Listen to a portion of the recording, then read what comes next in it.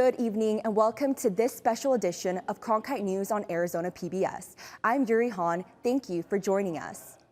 Tonight, we take a look back at stories from our sports team, from a professional pickleball tournament to improved safety modifications for NASCAR Gen 7 race cars. The sport of pickleball is continuing to grow, especially here in the Valley. Major League Pickleball recently opened up its season with its first tournament in Mesa. Cronkite sports reporter Austin Scott has more on pickleball's rise to the major leagues. Pickleball has picked up in popularity over the last few years, and now it even has its own league, Major League Pickleball.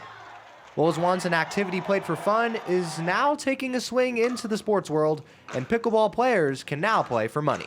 Starting to see a lot of players in the last year, devoting full time to this, not taking on other jobs and, training 24/7 like you would for any sport to become the best in the game because you get rewarded for it.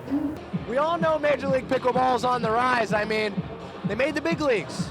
But the real question is, how do you bring the popularity in, which also brings in revenue? Well, by the looks of these fans, it looks like Major League Pickleball might be onto something. That's what's exciting, and hopefully the crowds get bigger and bigger and sponsors come on board and the TV deals, and as many people are playing pickleball now, I just think the spectator aspect of it will get better and better, and people appreciate what they're doing because these athletes are incredible. Players at the tournament said they spend roughly 30 hours a week in training, as some of the top pickleballers are helping take the sport to the next level. It's definitely getting better and better. I think there's a lot of players at this event that play pickleball full time, and make a career out of it. I think it's grown a lot within the last 3 to 5 years. More and more players are able to make a living out of this, and the Major League Pickleball obviously definitely helps with that. With 5 more events to go this season, there is a lot of pickleball to be played, a lot of money to be made, and a lot of potential careers to be made. In Mesa, Arizona, I'm Austin Scott, Cronkite Sports. To Arizona State men's golf, now where the Sun Devils are entering the back 9 of their season. As usual, the team is made up of some of the best amateur golfers in the world, but one of the best on the team is just a freshman. Cronkite sports reporter Ethan Tuttle has the story. Luke Potter is just a freshman on one of the best college golf teams in the country, but he's been ready to join ASU for a while now. Pretty much offered him in 8th grade. Wasn't quite ready in 8th grade, and we understood that, so he waited until 9th grade and committed early in his 9th grade year. He wanted to at least be in high school. Potter ended up winning the California High School State Championship later that season as just a freshman and was awarded California's Standout High School Athlete of the Year award. The last golfer to do that, Tiger Woods. Now at Arizona State, Potter is trying to do his part to help the team. In his first round at the Maui Gym Intercollegiate, he collected 7 birdies, helping the Sun Devils to their lowest team score in program history. Something that Coach Thurman likes to preach is Sun Devils finish. So try and finish every round strong and end on a high note. In that first tournament, I was happy with the way I played, and our team did pretty good too. So how does Potter sustain the incredible success he's had so far? Well, it starts right where it always has, with his preparation and practice habits on the golf course. Potter's mature mindset towards the game has always helped him stay one step ahead of the competition. In terms of being a freshman, he really wasn't. His golf experience was beyond that. As a 6th grader, he knew exactly what he did every day and what the performance standards he had were, how many balls for how long, or what distances. And it was kind of incredible, actually, more than you would ever see a college kid or even most pros be able to articulate. They say that Luke Potter's practice habits vary in one way compared to the rest of the team. That's the size of his divots. He takes absolute chunks out of the ground when he's practicing his game on the range. Something that he's known for is hitting a lot of golf balls. He gets so many lines of divots racked up right next to each other. He's a hard worker. In the second half of the season and coming off of a 7-under career low round as a Sun Devil, Potter is feeling confident in his game and where he can take it the rest of the way. It's the real deal, so I'm looking forward to it because I think the tougher it is for me, the better it is for my game and for our team. In Tempe, Ethan Tuttle, Cronkite News. Another champion was crowned yesterday when Ricky Stenhouse Jr. won NASCAR's biggest race, the Daytona 500. Last year, NASCAR rolled out the Gen 7 car, but drivers complained about safety concern. Since then, NASCAR has been making modifications to the car and recently conducted testing at Phoenix Raceway. Cronkite sports reporter Ireland Horvat was at the track for a first-hand look at the changes. The testing started early in the morning at Phoenix Raceway, where teams and drivers got to assess redesigns of the Gen 7 car to prevent serious injuries and see the improvement in racing on a shorter track. You do this work in the first stages virtually, right? It's a simulation engineering project and a lot of simulation, and then we did physical validation testing, so literally built up test parts and we run them into things. 7-time NASCAR Premier Series champion Jimmy Johnson came out of retirement earlier this year and got his first taste of the Gen 7 car. Although he has limited experience with the Gen 7, Johnson got a better feel for the car after taking part in driver orientation testing. The experience in the car is semi-familiar. I'm very happy to be here today to get a better handle of things. I think the new tire, the sidewall profile of the tire, and certainly the aero balance of the car is dramatically different than what I've experienced before. I'm thankful that I had some sim time because I think I would have busted my butt if I just showed up here and tried to drive off of memory. Defending Cup Series champion Joey Logano was also there to test drive the modified car and see how it performed on a crowded track. It's never going to feel great in traffic. So I was saying, until you race a car with no body on it, you're going to have dirty air.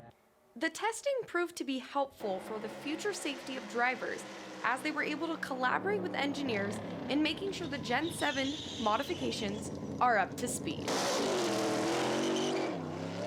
In Avondale, Ireland Horvat, Cronkite Sports.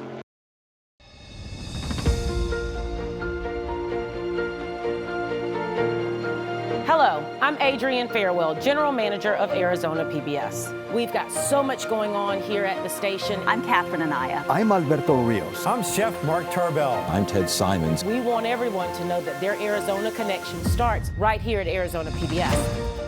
For over the past 60 years, Arizona PBS has told incredible stories of Arizona's distinctive people. We got to start being more vulnerable with each other. What I love most about being a Latina woman is the passion and drive that I feel. Beautiful landscapes and treasured history. We're doing something that benefits the community. Good evening and welcome to Horizonte. Welcome to Check Please Arizona. Welcome to the U.S. Senate debate.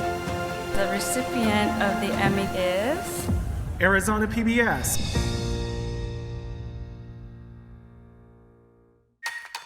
My heart is racing right now. Fasten your seatbelt. You're uncovering the truth. These are consequential things. Yeah. Oh, look at everybody. I feel the presence of all these people. I've got history. No. I wish my ma could be here to see this. Amazing. It's like the most vital stuff, right? Tuesdays on Arizona PBS. This is Phoenix. For over the past 60 years, Arizona PBS has told incredible stories of Arizona's distinctive people, beautiful landscapes, and treasured history. Now relive those memories we've pulled from The Vault. From The Vault is a compendium of the best local PBS programming has to offer. It's fun, it's history, it's you. From The Vault.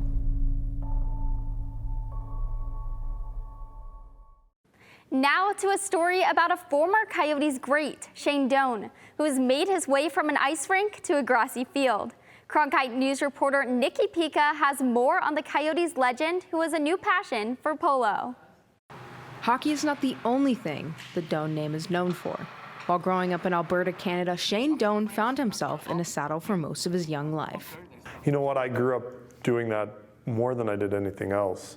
Until I was about 15 or 16, that was kind of, I lived at home, and during the weekends we would have groups out that I'd take trail riding. And then during the summer we'd ride from about 8 o'clock in the morning till 5 o'clock in the afternoon. Doan's family has a legacy in the cowboy world. His grandfather, great uncles, and uncle were inducted into the Canadian Rodeo Hall of Fame. Shane chose the path less traveled by the Doan family. My joke is if I wasn't tough enough to be a cowboy, so I had to be a hockey player. and I enjoyed it a lot. Doan took his experience on horseback and elite hand-eye coordination and used it to his advantage. Playing hockey and my ability to ride would be, the combination would be a good combo. So I thought about it. They asked me to roll the ball out, which was to start the polo match last year. And when after I rolled the ball out, I sat and watched, and I was like, oh, this would be fun. Shane Doan makes his debut in his first ever polo match after a month long of training for this special day. He's used to following orders and following what you tell him to do, right? But he has a special talent, you know. He got the mallet, the strings, like if he has done this before. He has developed this special connection with the horses that he has ridden. First thing that I remember about him is that he came and he asked for the name of the horse. Usually people don't do that. They just come and they just get on the horse and they use it like it's a bike. And Shane felt comfortable. He took the field and competed in his first polo match in front of a packed Westworld field. Gallery dressed to the nines in hats and slacks. Shane wore number 19, the number he wore with the Arizona Coyotes, along with an ear-to-ear smile. In Scottsdale, Nikki Pica, Cronkite News. Besides polo, Doan can still be seen on the ice as he is working with the Coyotes as their Chief Hockey Development Officer.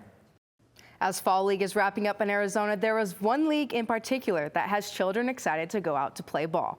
Cronkite News reporter Ryan Meza takes us to Scottsdale for the first pitch.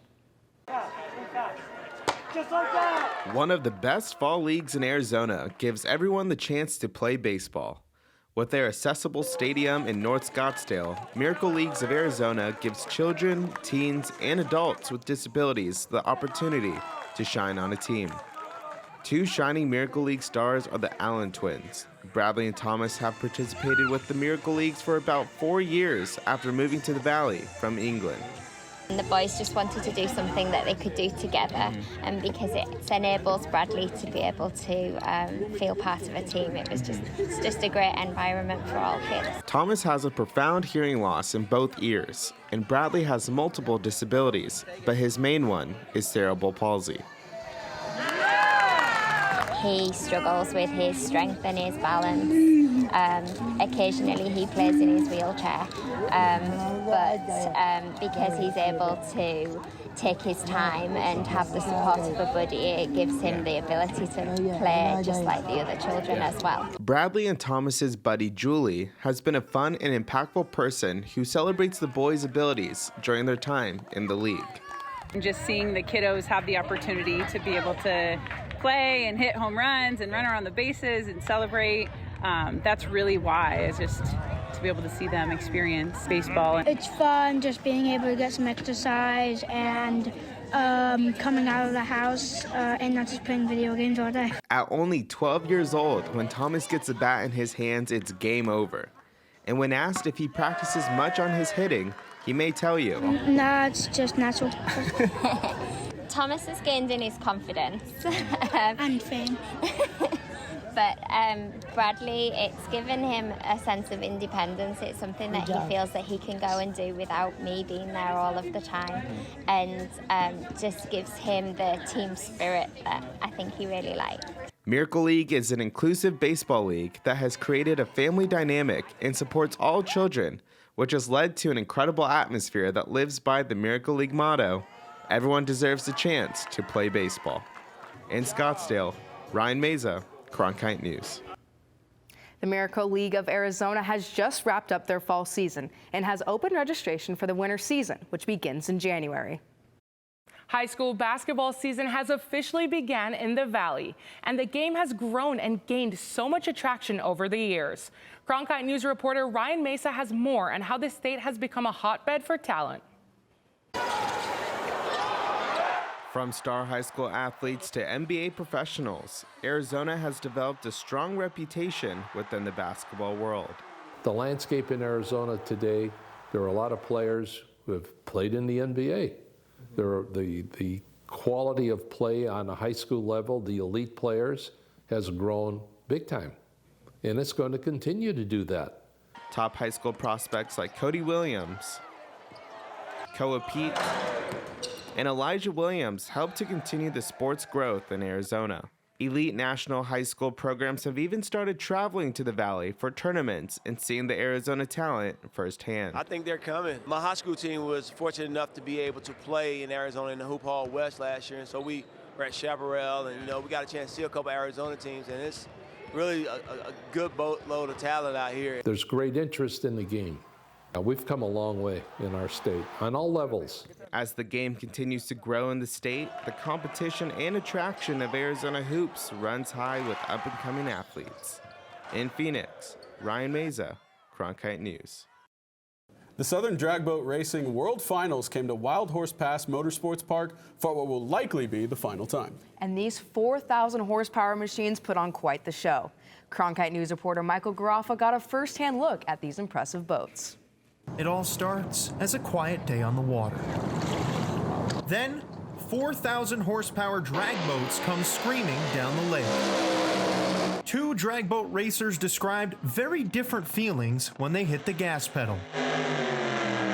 To me, being in my boat, that's the most peaceful place in the planet. For 4.5 seconds, I can do whatever I want to do. Total focus for me. I got a job to do, and the main thing is getting the boat lined up perfectly on the course. Staying focused so you can come back and tell the crew what the boat's doing. Dozens of drag boat racers came from around the country to Wild Horse Pass Motorsports Park to compete in the biggest event of the year, the World Finals. This is our Super Bowl. This is our Daytona 500. This is the trophy that you really want to win and have on your mantle. This is as big as it gets for us. It's really cool. It's like a car show, boat show, truck show. It's got everything, and we got fast boats too, so it's pretty awesome. Many drivers have been racing on Firebird Lake for over 30 years. The history of this track is just incredible. It was purpose-built in 1985. The history of this place is just, there's more history in this place than any other facility on the planet. As is the case in all motorsports, this event isn't just about adding a trophy to the mantle.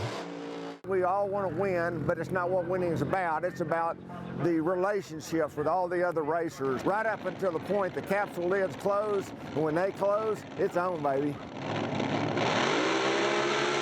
In Chandler, Michael Garoffa,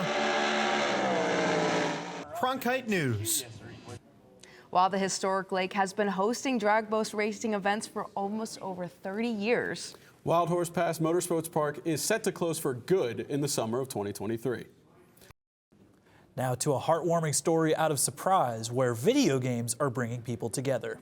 Cronkite News reporter Shira Tanzer shows us how this Valley city is using gaming to help kids connect. Last night, the City of Surprise held their first adaptive esports tournament. The event was for participants ages 12 and up who have a developmental or intellectual disability. It was held at Ottawa University's Esports Center in Surprise. I'm happy I'm right here with my brother right there, so I'm ready to play. Ryan Gonzalez and his brother Dominic were excited to play against their competitors in Rocket League, a video game where cars play soccer. Like all my friends that I just feel like we have more connection and we better win this. The competitors played in 45-minute rounds for the top score, which was followed by a trophy ceremony. One of the kids who were here tonight, they took second place, and they had never played before, so they did very well. Doran with Ottawa University says this pilot program reaches out to the community and helps the participants socialize with each other. In Arizona, 13% of the population has at least one disability. And events like these allow them to be part of a community. So I think when we have events like this, they learn to work together, they learn to communicate, to not be in their little shell, they can kind of come out. Parents such as Sherry Hayes are appreciative of the city's efforts to include events made for those with all abilities. The adaptive sports has really helped Toby to become more social. He doesn't necessarily fit in with typical kids in group settings, and this setting is just, it's all about them. In Surprise, Shira Tanzer, Cronkite News. The City of Surprise is hosting 2 more nights of the esports tournament, and if you want to sign your child up, you can go to the City of Surprise's website. Hello, I'm Adrienne Farewell, and I'm proud to serve as General Manager of Arizona PBS. From Phoenix to the Grand Canyon, Flagstaff to Prescott, and everywhere in between, this station is the best way to remain connected to all that's going on in our beautiful state. So whether you're interested in arts, culture, and music to local politics and education, we've got you covered. You're watching Arizona PBS, and your Arizona connection starts right here. What you get from Washington Week that you will not get anywhere else are the best and the brightest reporters from different media companies, and they're able to have a real conversation. How do you think that it's so that people understand how power and politics impact their daily lives? Friday nights at 7 on Arizona PBS.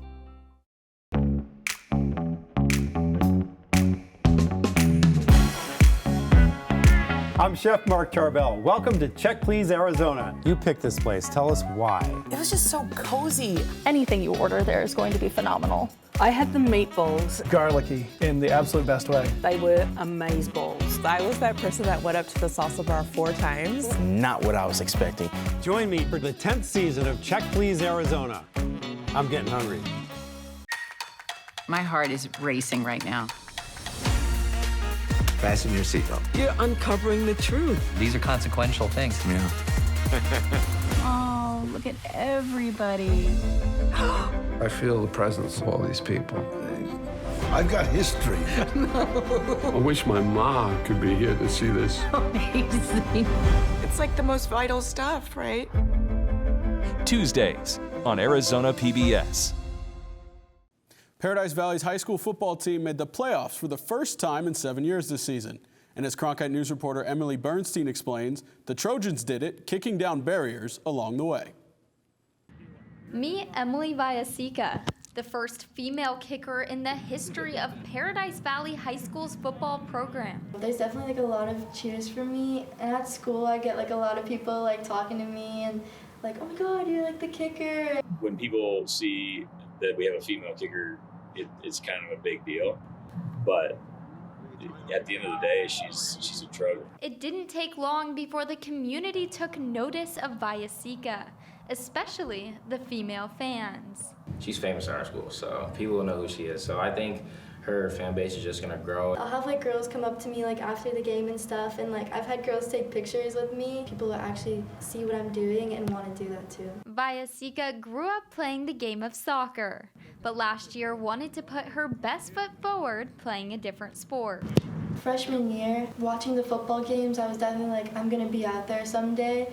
And then sophomore year, like over the summer, I was just like, okay, I'm gonna do it. When I saw her, kick and gave her opportunity, she took that opportunity and cashed in on it. The sophomore turned the boys' heads when she stepped on the football field. They kind of seemed like shocked when I like signed up and I went out there, but they like weren't super weird about it. Like they're like, oh, okay, this is cool. They just treated me like one of them. We brought her in as a family. We don't treat her any different. We treat her just like, one of the football teammates. She's one of us, really. In early November, Vallasica was awarded the Arizona Cardinals High School Player of the Week after making a game-winning field goal in overtime, becoming the first female ever to win the award in its 20-year history. Team-wise, we've only had one in 9 years. It's cool to see her get rewarded for her confidence and her ability to do what she does.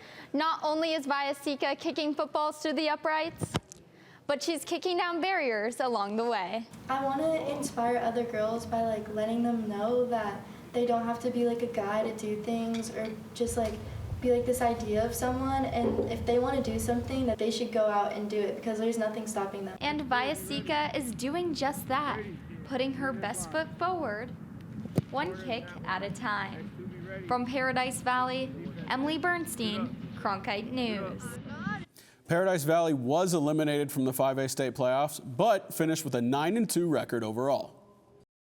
There's a new sports card and culture shop that opened in downtown Phoenix last week.